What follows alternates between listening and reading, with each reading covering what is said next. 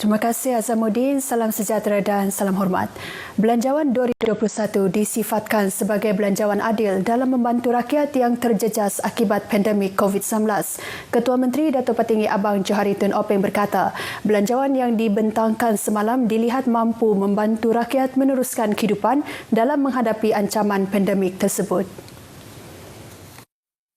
Jelas Datuk Patinggi Abang Johari, ini kerana belanjawan itu menyediakan pelbagai insentif untuk diagihkan kepada segenap lapisan masyarakat.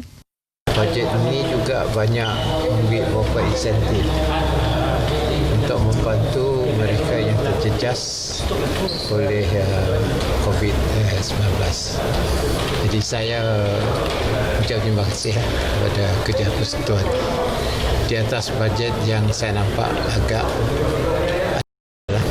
untuk diagih kepada rakyat yang menghadapi COVID-19. Beliau yang juga pengerusi gabungan Parti Sarawak turut berpuas hati dan berterima kasih kepada Kerajaan Persekutuan di bawah kepimpinan Perdana Menteri Tan Sri Muhyiddin Yassin atas peruntukan RM4.5 bilion bagi pembangunan infrastruktur di Sarawak selain peruntukan untuk penyukatan tanah hak adat Bumiputera. Datuk Patinggi Abang Johari ditemui media selepas Majlis Anugerah Kewartawanan Kenyalang di Kuching. Pada majlis sama, Ketua Menteri Datuk Patinggi Abang Johari Tun Openg amat menghargai peranan yang dimainkan oleh pihak media ketika dunia mendepani pandemik COVID-19. Datuk Patinggi Abang Johari berkata, pihak media Sarawak telah banyak membantu kerajaan khususnya mewujudkan kesedaran dalam kalangan masyarakat tentang pandemik tersebut. Sambil mengucapkan terima kasih, Ketua Menteri berkata, usaha keras yang berterusan pihak media dalam menyampaikan maklumat terkini mengenai COVID-19 kepada komuniti sangat dihargai. Tegas beliau, kerajaan di bawah pentadbirannya akan terus bekerjasama dengan pihak media demi pembangunan Sarawak. Ini kerana pihak media merupakan ejen perubahan penting yang mampu membentuk pemikiran, mengubah persepsi dan pada masa sama membantu rakyat membuat keputusan. Kerjasama kerajaan negeri dan pihak media juga telah memberi manfaat besar kepada Sarawak, terutama dalam mempromosi pelbagai usaha negeri untuk kemajuan ekonomi menerusi pelaburan dari luar. Datuk Patinggi Abang Johari berucap pada Majlis Anugerah Kewartawanan Kenyalang ke-32 di Kuching. Pada majlis berkenaan, Radio Televisyen Malaysia RTM Sarawak turut merangkul beberapa anugerah menerusi Muhammad Syadiqin Bahrain yang memenangi Anugerah Emas Kewartawanan Penyiaran, Muhammad Al-Hadi Syamsawi Anugerah Emas Perak Kewartawanan Penyiaran dan Firdaus Arasi Idris Anugerah Emas Kewartawanan Kelestarian. Manakala RTM Sarawak turut menerima gangsa untuk beberapa anugerah menerusi Wartawan Yati Jaya untuk Anugerah Kewartawanan Ekonomi dan Perniagaan, Firdaus Arasi Idris Anugerah Kewartawanan Kesejahteraan Komuniti dan Pembangunan Luar Bandar serta Monica Gary untuk Anugerah Kewartawanan Ekonomi Digital. Peruntukan RM4.5 bilion bagi pembangunan infrastruktur di Sarawak ternyata menunjukkan keprihatinan dan ketulusan Kerajaan Persekutuan dalam membangunkan negeri ini. Menteri Pelancongan, Kesenian dan Kebudayaan Dato' Rahman Hamzah menyambut baik terhadap intipati belanjawan 2021 yang dilihat membantu keperluan rakyat dalam meneruskan kelangsungan hidup. Saya melihat bajet ini dibuat dalam begitu halus sekali sehingga ia dapat lebih untuk memberi kesejahteraan kepada rakyat segenap pelosok, sama ada mereka itu adalah belia, sama ada mereka itu adalah ibu tunggal, sama ada mereka itu adalah petani nelayan, mereka itu adalah mereka yang jadi usahawan-usahawan kecil. Semua segenap sektor masyarakat akan menerima sedikit sebanyak ada imbuhan ataupun manfaat daripada bajet ini. Tambahnya, jumlah peruntukan pembangunan bagi Sarawak tidak harus dipersoalkan ketika ini kerana usaha untuk mengeluarkan rakyat daripada belenggu pandemik COVID-19 lebih diutamakan. Dalam pada itu, beliau juga yakin belanjawan Sarawak 2021 yang akan dibentangkan Ketua Menteri Datuk Patinggi Abang Johari Tun Openg pada persidangan Dewan Undangan Negeri Sarawak pada Isnin ini akan terus mengutamakan kesejahteraan rakyat. Datuk Abdul Karim berucap merasmikan majlis malam penghargaan Lembaga Pengarah Majlis Seni Sarawak di Kuching. Sedar akan cabaran negara yang sedang berdepan dengan pandemik COVID-19, penggiat industri sektor pembinaan di Sarawak akur dengan peruntukan bagi sektor pembangunan. Bagi Presiden Persatuan Kontraktor Petroleum Sarawak, Dato' Rahman Leriwu, pihaknya akan mencari kaedah lain bagi mendapatkan pendapatan daripada sektor perniagaannya. Mencari jalan sesuai bagi menghidupkan ahli-ahli kami di dalam peluang-peluang perniagaan di tahun hadapan. Namun beliau memuji usaha kerajaan meletakkan keutamaan dalam sektor kesihatan yang amat diperlukan ketika ini. Sementara itu, bagi Ahli Dewan Undangan Negeri Adun Batu Kitang, Loki Chiang, dengan peruntukan pembangunan Sarawak yang serupa dengan tahun lepas, kerajaan negeri diharap lebih bijak mengatur strategi membangunkan industri di negeri ini. Even though the federal government, year in, year out, memang give us that amount only, which is not a lot to me. But the Sarawak government under CM Abang Jo lah, pandai-pandai lah. We know how to create our own income.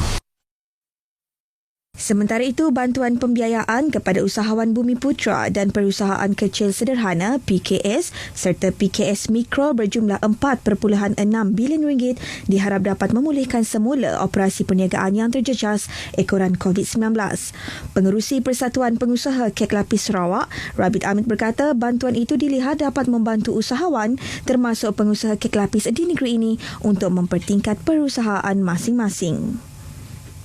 Kita haraplah dengan adanya macam tu dapatlah semua, jangan pilih jangan pilih semua usahawan, baik yang usahawan besar, usahawan di rumah, usahawan yang kecil-kecilan tu, yang ada kedai. Dia harap semua dapat merasa. Terima kasih juga dengan kerajaan kerana memberi peluang dan dengan dana yang diberi. Dengan adanya bantuan daripada kerajaan yang untuk skema mikro, dapat jugalah untuk membantu usahawan yang buat masa tu lah memang ekonomi kami orang usahawan yang teruk lah. Penjawat Perkhidmatan Awam di Sarawak diseru agar menghargai insentif-insentif yang diumumkan di bawah Belanjawan 2021 semalam.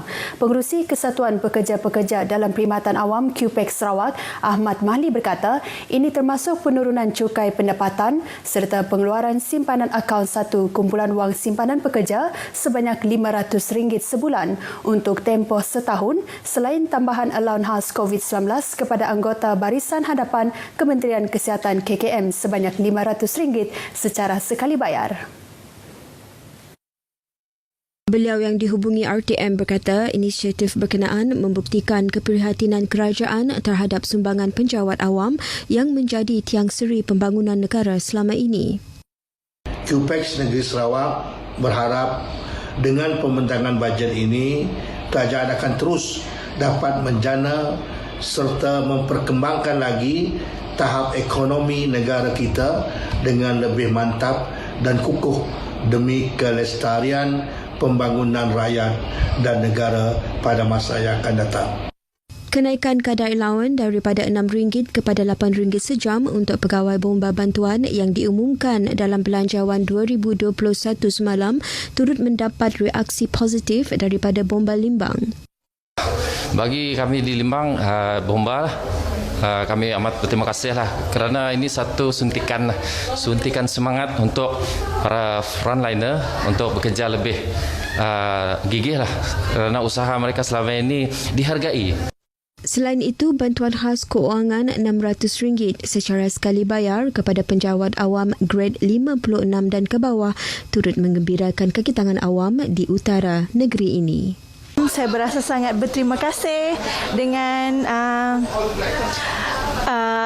apa yang diberikan oleh kerajaan sebanyak RM600 one off. Terima kasih sangat-sangat. Saya sebagai seorang penjawat awam mengucapkan ribuan terima kasih kepada kerajaan kerana memberikan bantuan ini. Saya secara peribadi amat berterima kasih kepada pihak kerajaan di atas bajet yang telah diumumkan sebentar tadi. Sekian, terima kasih. So dengan adanya bajet tersebut untuk frontliner, terutamanya Barisan Hadapan COVID-19, so dapat menyuntik semangat pekerja-pekerja di Barisan Hadapan dan mereka merasa dihargai. Sementara itu, Lembaga Pemegang Amanah Majlis Pensijilan Minyak Sawit Malaysia MPOCC turut menyambut baik peruntukan khas program pensijilan minyak kelapa sawit bernilai RM20 juta yang diumumkan pada Belanjawan 2021 semalam. Pengerusi Lembaga Pemegang Amanah MPOCC, Mohtar Suhaili berkata, dengan adanya peruntukan bagi program pensijilan minyak sawit mampan Malaysia MSPO itu, ia bakal merancakkan lagi pertumbuhan dan peningkatan daya saing industri sawit negara. Tentunya adalah satu berita baik yang sebagaimana diumumkan dalam Belanjawan 2021 bagi merancakkan pertumbuhan dan peningkatan daya saing industri sawit negara. Ini juga dapat digunakan untuk meneruskan lagi, memastikan lebih banyak pemain industri khususnya pekebun-pekebun kecil persendirian untuk mendapat dibantu bagi mendapatkan pensijilan ini. Dalam pada itu, Mohtar turut mencadangkan agar dana khas diwujudkan untuk tujuan mempromosi MPSO ke peringkat yang seterusnya, khususnya bagi memastikan pensijilan berkenaan mendapat pengiktirafan di peringkat global. Beliau yang dihubungi pemberita RTM turut menjelaskan ini kerana MPSO merupakan salah satu komponen terpenting dalam mengekalkan serta memelihara standard dan kualiti pengeluaran hasil minyak sawit negara yang juga terkenal sebagai antara minyak sawit berkualiti di dunia. Sekian berita dari Sarawak. Kita kembali bersama Azamuddin di Angkasa Puri. Silakan Azam.